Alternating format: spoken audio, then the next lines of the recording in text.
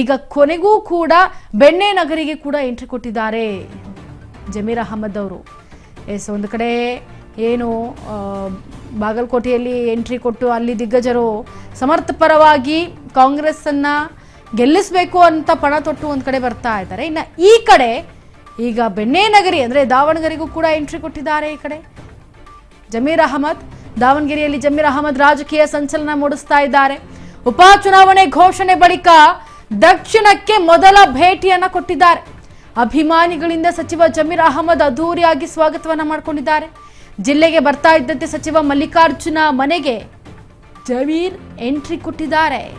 ಮಲ್ಲಿಕಾರ್ಜುನ ಮನೆ ಮುಂದೆ ಖಾಕಿ ಈಗ ಸರ್ಪಗಾವಲಿನಂತೆ ಬಿಗಿ ಭದ್ರತೆಯನ್ನ ಅಪ್ಪಿಕೊಂಡಿದೆ. ಜೊತೆಗೆ ಹೈ ವೋಲ್ಟೇಜ್ ಕಣವಾದಂತಹ ಈ ದಾವಣಗೆರೆ ದಕ್ಷಿಣ ವಿಧಾನಸಭಾ ಕ್ಷೇತ್ರದಲ್ಲಿ ಈಗ ಜಮೀರ್ ಅಹಮದ್ ಎಂಟ್ರಿ ಆಗಿದೆ.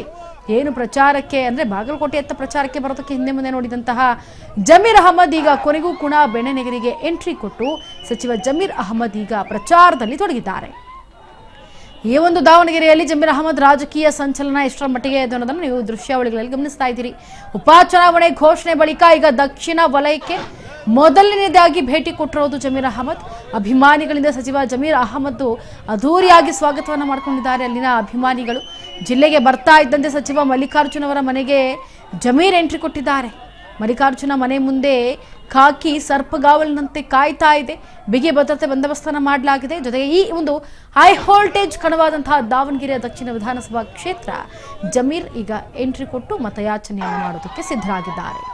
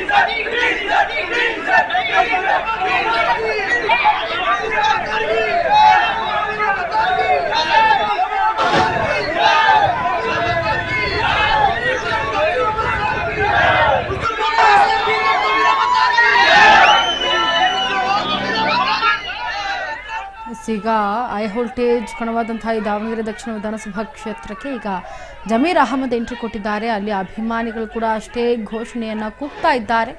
ಜಮೀರ್ ಅಹಮದ್ ಈಗ ಪ್ರಚಾರಕ್ಕೆ ಬಂದಿರೋದೇ ಒಂದು ರೀತಿ ಸಂತಸ ತಂದುಬಿಟ್ಟಿದೆ ಎಲ್ಲರ ಅಭಿಮಾನಿಗಳಲ್ಲಿ. ಯಾಕೆಂತಂದರೆ ಏನು ಈಗ ಕಾಂಟ್ರವರ್ಸಿಗಳು ನಡೀತಾ ಇತ್ತು, ಎಸ್ ಮಲ್ಲಿಕಾರ್ಜುನ್ ಅವರು ಯಾರವ ಅಂತ ಕೇಳಿದ್ದು ಎಲ್ಲವೂ ಕೂಡ ಈಗ ಅಭಿಮಾನಿಗಳು ಒಂದು ರೀತಿ ಆಕ್ರೋಶ ಕೂಡ ಹೊರಹಾಕಿದ್ರು. ಆದರೆ ಈಗ ದಾವಣಗೆರೆಯಲ್ಲಿ ಜಮೀರ್ ಅಹಮದ್ ಪ್ರಚಾರಕ್ಕೆ ಅಂತ ಬಂದ ಕೂಡಲೇ ಅಲ್ಲಿನ ಅಭಿಮಾನಿಗಳು ಯಾವ ರೀತಿಯಾಗಿ ಖುಷಿಪಟ್ಟು ಘೋಷಣೆಯನ್ನು ಕೂಗ್ತಾ ಇದ್ದಾರೆ ಅಂತ ಮತ್ತೊಮ್ಮೆ ಗಮನಿಸಿ.